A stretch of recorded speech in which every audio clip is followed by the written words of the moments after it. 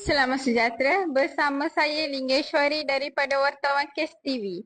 Apakah saya akan membicarakan pada hari ini?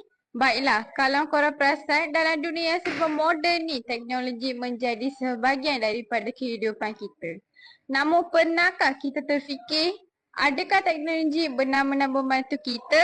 Jom saya akan bawa anda semua menelusuri bagaimanakah teknologi mampu memperhasilkan pendidikan. Kalau dulu kita hanya belajar menggunakan buku saja. Tapi pada era 2026 ni, kita dah belajar menggunakan bahan digital. Tapi, apa itu bahan digital? Jom kita tahu tentang bahan digital.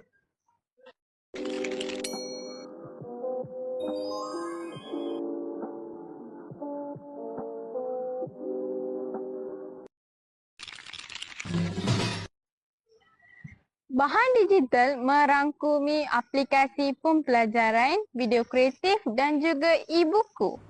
Penggunaan komputer riba dan pencarian maklumat dalam buku secara bersama dapat membantu pelajar memperoleh ilmu dengan lebih mudah dan berkesan. Teknologi memudahkan akses kepada pelbagai maklumat. Manakala, buku pula menjadi sumber rujukan yang tepat dan bernilai.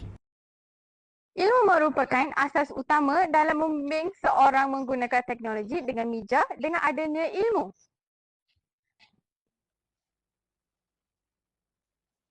Kita mampu membezakan antara perkara yang baik dan buruk.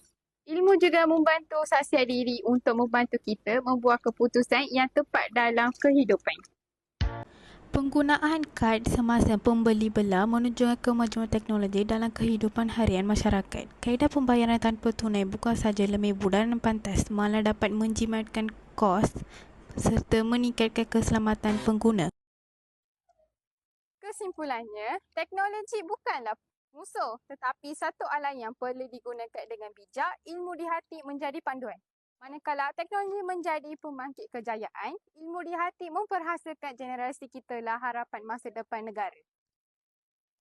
Sekian sahaja daripada saya, Lingeshwari daripada KES TV.